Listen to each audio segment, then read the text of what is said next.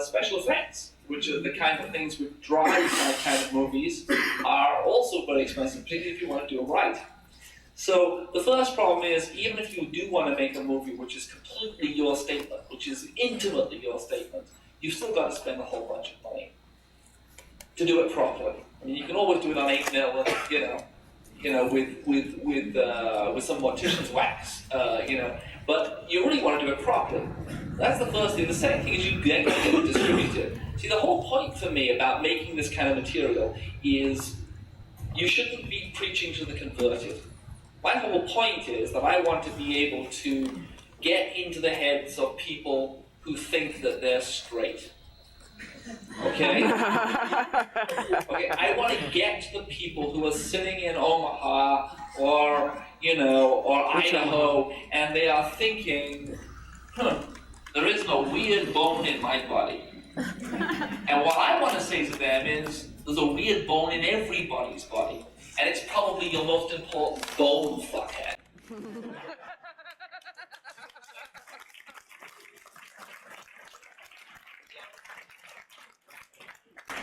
It's important to get under the wire. It's important to get to people and change people, because we are crushed. We are being crushed. Our culture is being crushed by conservatism of every kind. Metaphysical conservatism, artistic conservatism, political conservatism.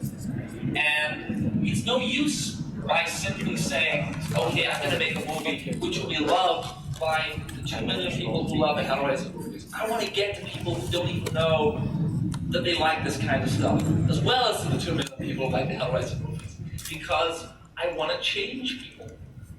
And I want to change. This is why I'm getting to the idea of writing for children, because I want to start changing people when they're small. You know?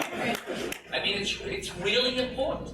I don't want to get too serious, but I think it is valuable to understand that we as a group here constitute a beleaguered and besieged minority. That is, we have imaginations in a culture which is increasingly drained of imagination. Okay? And you have to value you should applaud yourselves in a way, because you have to cling to what's good in you. You have to cling to the imaginations in you. Okay? All I'm saying is something that you know already. But, we're all under siege all the time. We're under siege from conventional minds, from dead minds, from people who don't understand the imaginative process and don't care about imagining. Well, fuck them. It's important. Right. It's important to hold on to that, right?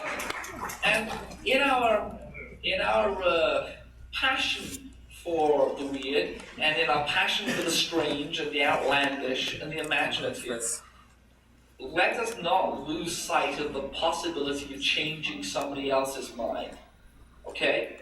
In other words, I always want to talk to a Christian. Always want to talk to a Christian. Because I want the Christian to understand that I get his or her mythology. That his or her mythology is part of my mythology. Okay? I once went on by accident, a fundamentalist radio show. This is another story, but I mean, it was, the publicity people are wonderful. They take you on these book tours and you go to all these places. And sometimes they make mistakes. I mean, they haven't been to, I don't know, wherever, somewhere down south. They say, oh yeah, there's a radio station wants you, Clive. You should just go out. We'll take your car, you'll go along. And I went along to this place about 3 or 4 years ago, went along to this place, sat down in this place. Really nice guy. He said, it's great, we're going to get to talk for an hour. There'll be no advertising breaks whatsoever. I didn't think of where the money might come from to fund the radio station, that they didn't need advertising breaks. But it'll be a phone-in. And I thought, this is great. I'll be able to tell the world about the Hellhound Heart. And the phone started ringing. I mean, the phone started ringing. And people started to read Deuteronomy down the phone. And I thought, we're in serious trouble here. And yet, what was interesting about it was that it was important to be there, and important to make the arguments, and it was important to be heard, because we have to change people's opinions. And running away from them, or shunning them completely, or just thinking that they're deadheads and deserve to go and rot, is not enough, because they won't go and rot. What they will do is do what they are already doing, gain more and more political power. And they will change our culture, and they will fuck our culture, and they will destroy all the good things in our culture because they are bland, empty-headed people. And we have to somehow or other get to the little spot, get to the weird bone in them. You see what I'm saying? Mm-hmm. It's important to get to the weird bone and persuade them and say, hey, do you remember when you were 5 and you thought you could fly? Or remember when you were 5 and the idea of being a vampire was the neatest thing in the world? Go back to the 5-year-old and value the 5-year-old again, just for a moment. Be inspired by the 5-year-old that's still in you, buried somewhere behind your 3-piece suit and your fucking crucifix. You know? Get to that part of you and touch that part of you and bring it into the adult part. And you know, it doesn't always work, very seldom works. But I think if you could do something in that direction, at least there's some sense of holding on to the good parts of our culture as opposed to just letting it all go. So that's my story.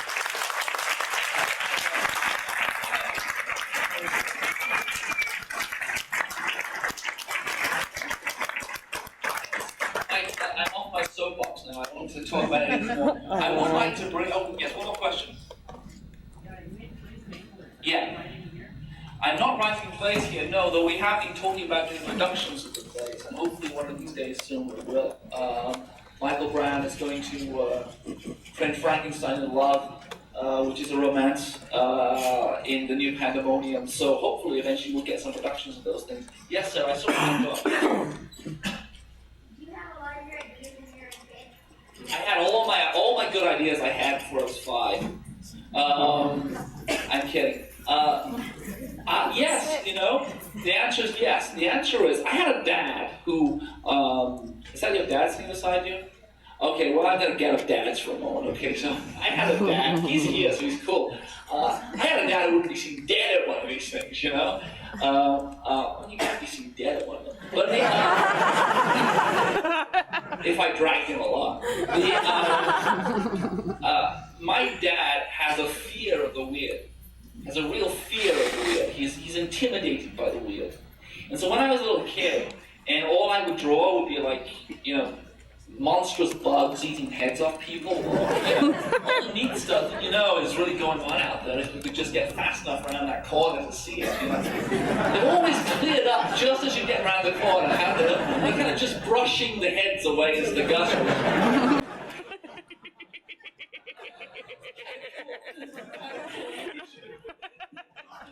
It'd be great to do an entire horror movie in which it all just happened.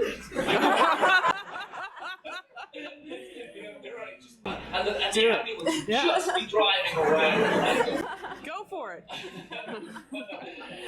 And she too.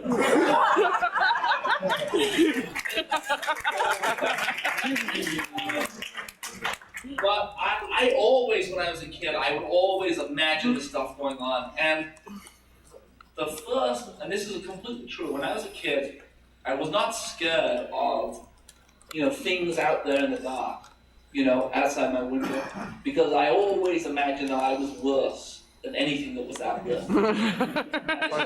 This is completely true, this is something I used to do when I was a kid. I would go to my window before I go to bed at night if I was alone in the house, and I would part the curtains and I would look out. We had a backyard without any lights in it, so I was just looking out into blackness, so I couldn't see. I mean, there could be any number of, you know, yellow, hairy things with 12 legs out there. And I would pull this face. Now, I can't pull the face for you now because it's embarrassing, but the face, what the face said was, you sons of bitches out there, whatever you think you can do, I can do worse. Don't you dare come in here. And then, you know, and it worked, because they never did. I mean, I have, to this day, yet to be eaten alive by a yellow thing with 12 legs, so it must have worked, right? And as I grew older, and I went to school, and, you know, I dealt with teachers, and teachers dealt with me, one of the things I realized was that they want you to be like everybody else. They want you to be like everybody else, because it's easier if you're like everybody else. Okay? It's more convenient for them, okay? That's why they put you in England, they put everyone in school uniforms, so everyone looks the same. Okay? And if they could, they'd make you all the same height and all the same weight. It would be so much easier if they could do that. And instead of bathing you, they'd just hose you down. They'd like line you up and hose you down. So as a kid, I was really aware that I was not like the others. And I was really embarrassed about that. I felt very vulnerable and stupid sometimes.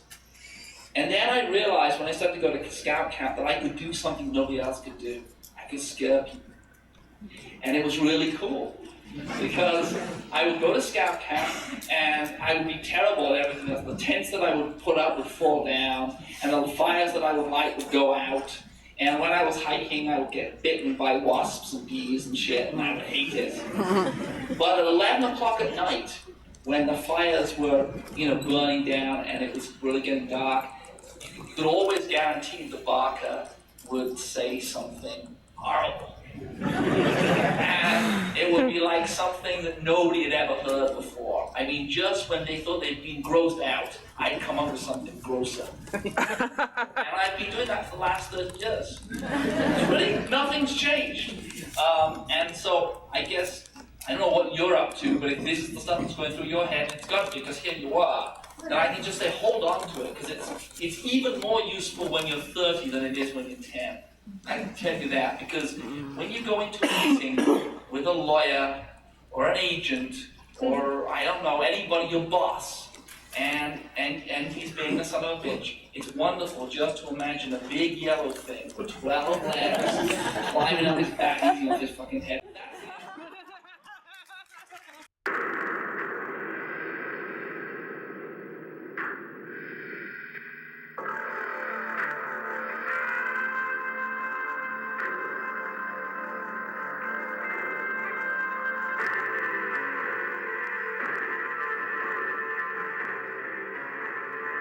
Please like, subscribe, and leave a comment.